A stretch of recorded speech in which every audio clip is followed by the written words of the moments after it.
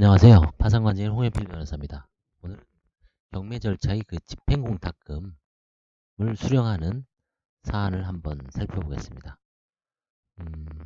채무자의 주거 이력을 보시면 빌라가 이제 자가인데 경매가 되어 있습니다. 이 경매 절차에서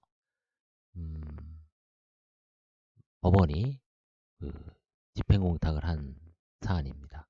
그 외에는 이제 딸 소유집에서 무상거주하고 있습니다. 채무자는 이제 군납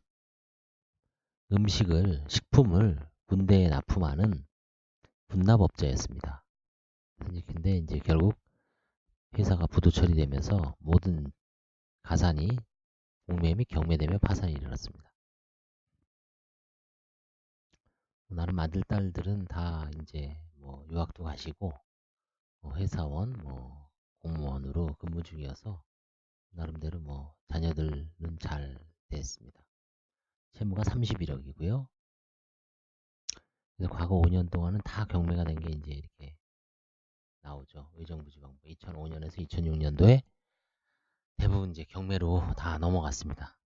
자녀 재산도 제가 봤을 때 워낙 그 면면을 봤을 때 대학 교수, 고위공무원, 회사원, 그다음에 맞벌이 이런 걸 봤을 때 특별하게 채무자의 재산으로 은닉돼 있을 가능성은 없었다고 판단을 했습니다. 여기 이제 딸의 404호 현재 노가 미국에 체류 중이며 정확한 매입기에 대한 자료를 제출할 수 없다고 진술함. 2006년 1억 3,400에 매수하면서 자녀 명의로 근저당 5천. 딸이 당시까지 모은 돈을 투표에 매수한 것으로 2006년 채무자가 채무 상태인 건 사실이냐? 딸이 65년생으로 부동산 취득 다시 벌써 40세입니다. 대학의 연구소로 10년 이상 재직한 경위로 봐. 아주 고가의 아파트는 몰라도 1억 3, 4천 정도 되면 이 정도는 충분히 딸 부부의 저걸로 볼 수 있겠죠. 그 다음에 장남이 이제 취득한 것도 보면 장남은 이미 이제 대학교 경제학과 석사과정을 졸업하고 어디 회사에 입사한 후 미국 지사로 발령하며 현재 미국 체류 중입니다. 아들은 부동산 2009년 부인과 며느리와 각 2분의 1 지분 취득했습니다. 시가가 이제 그 당시에 8억 원 이상으로 채무자의 진술은 아들이 고소득 연봉자이고 며느리의 친정집에서 상당한 자금을 보태주었다고 진술을 하고 있습니다. 그래서 전반적으로 이제 사돈 쪽에서 도와준 걸로 판단을 했습니다. 차남도 마찬가지입니다. 이런 건 좀 서기관인데 당시에 충분하다고 봤습니다. 근데 이 사건에서 쟁점은 이겁니다. 가압류권자의 공탁금 수령 사실. 채무자 소유 부동산에 부동산 강제경매 사건이 있었습니다. 의정부지방법 2009 타경에서 이 부동산은 이제 2009년 10월 7일 매각됐습니다. 의정부지방법원에서는 2009년 공탁을 1억 얼마로 해서 피공탁자를 은행으로 해서 이제 이 공탁 사건은 금이 붙습니다. 2009년 금제 6322호 이런 식으로 2009년 금제 매토 공탁금액 6100만원 이거는 이제 협동조합 중앙에 집행공탁금이 2건이 존재했습니다. 그래서 관제인은 이 은행 공탁금은 전액 회수했고 그 다음에 협동조합 중앙의 공탁금은 잔존액 이것 얘네들도 왜 이렇게 찾아갔는지 모르지만 하여튼 이 돈까지 해서 한 1억 2천, 1억 1천 정도, 1억 1,600 정도를 출금을 했습니다.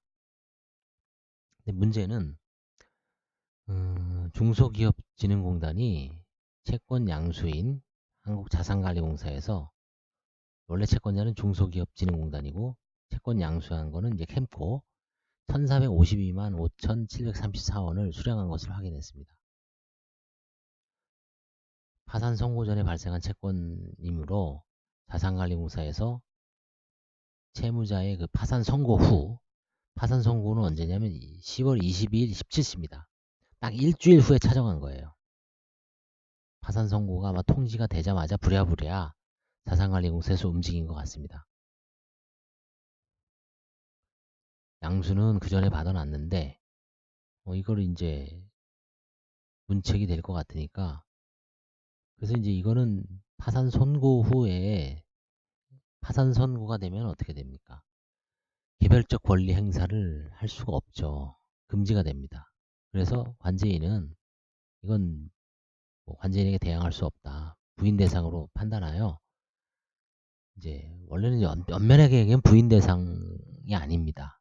이미 무효인 행위에서 찾아갔기 때문에 부당이득 반환 청구입니다. 이거 부인 소송이라고 착각을 하시면 나중에 저도 이제 곤란을 겪었습니다. 판사님이 정확하게 지적을 해서 부인 청구 대상이 아니다. 부인 청구 실컷 해놓고 나중에 이제 화해를 하려고 했는데 자산관리공사에서 거부해서 어쩔 수 없이 이제 부인 소송을 내려고 하다 보니까 딱 보니까 이게 파산법원 부인 대상이 아니에요. 뭐냐면 무효이기 때문에 그냥 부당이득 반환 청구가 됩니다. 그래서 부당이득 반환 청구를 해서 민사법원에서 소송을 해야 된다. 지금 이제 회생법원에 할 수 있나요? 지금도? 지금은 할 수 있습니다. 회생법원에 민사 단독이 있죠. 민사 단독, 민사 합의가 있기 때문에. 근데 그 당시에는 서울중앙법원 파산부고 일반 민사부에다가 소송을 제기했어야 됩니다. 그래서 결론은 1억 1,600만 원의 공탁금을 모두 회수하였으므로 이건 채권 조사한 다음에 배당하면 되고, 이제 두 번째가 핵심입니다. 파산 선고 전의 채권으로 파산 선고 후 법원에 공탁된 금원을 수령한 행위를 부인이 아니라, 이건 잘못 쓴 겁니다. 나중에 반환 청구할 수 있는가, 이런 문제가 됩니다. 그래서 최종적으로 관제인은 한국자산관리공사를 상대로 부인 청구를 제기했습니다. 일단은 1,400만 원을 돌려달라. 그 당시에 법원 판사님이 화해 공고를 결정했습니다. 사이좋게 관제인 900, 캠코 500 나눠 가져라. 그래서 이제 어쩔 수 없이 아까도 말씀드렸지만 이게 부인 청구가 아니거든요. 부인 소송, 부인 대상은 아닌데 착각해서 제기한 거야. 어쩔 수 없이 이제 뭐 화해도 할 수 있으니까. 근데 이쪽에서 거부하니까 결국은 어쩔 수 없이 민사소송으로 부당이득 반환 청구를 제기했습니다. 이미 집행이 종결되었으므로 원칙적으로 도산법상의 부인 청구는 불가능하므로 법원은 민사소송을 권고했습니다. 서울중앙지방법원 소액전담부에 배당이 돼서 2014년 4월 관제인이 승소했습니다. 자산관리공사는 비록 소액이지만 판결 이유가 기재된 판결문을 검토한 후 항소를 포기하였습니다. 지연이자 포함하여 총 1,700만 원, 300만 원 더 줬습니다. 기존에 회수한 집행공탁금을 포함하여 총 1억 3,200만 원의 파산재단이 형성되었으나 이분이 뭐 채무는 32억 정도 할 때까지 국세 체납이 없었겠어요. 국세 과다로 일반 채권자에게 배당은 불가능하고 재단 채권 승인 허가 받은 후 국세 변제 후 종결 집행으로 끝냈습니다. 결국 국가가 다 먹었죠. 관제인이야 이제 일부 보수 좀 챙긴 건 있지만 실제 제가 작년에 분석을 해보니까 1년에 한 60에서 70건을 배당을 하면 한 13건에서 15건은 채권자가 하나도 돈을 못 가져가는 사건입니다. 그냥 국가 세금만 내고 땡 치는 사건이에요. 그러니까 몇 프로입니까? 한 20% 정도 되는. 모든 관제인, 모두는 아니었지만 제 개인적으로는 약 한 15에서 20% 정도에 되는 환가 사건은 국가의 세금으로 다 충당되고 종결된다, 폐지된다. 이게 아마 맞을 겁니다. 그래서 이 사건과 관련된 이것도 이제 세미나에서 다뤘지만 이 이후에도 이제 여러 가지가 있습니다. 예를 들어서 뭐 가압류는 당연히 이제 가압류 이후에 그 가압류만으로 이제 가배당이 되죠. 집행공탁이 되는데 그 불안 판결을 파산 선고 전에 받았으면 그 이후에 파산 선고 후에 그 돈을 수령하더라도 정당하다라는 이제 판결도 있고, 이제 그 파산 선고 전에 판결을 받느냐, 파산 선고 후에 받느냐, 그거에 따라서 이제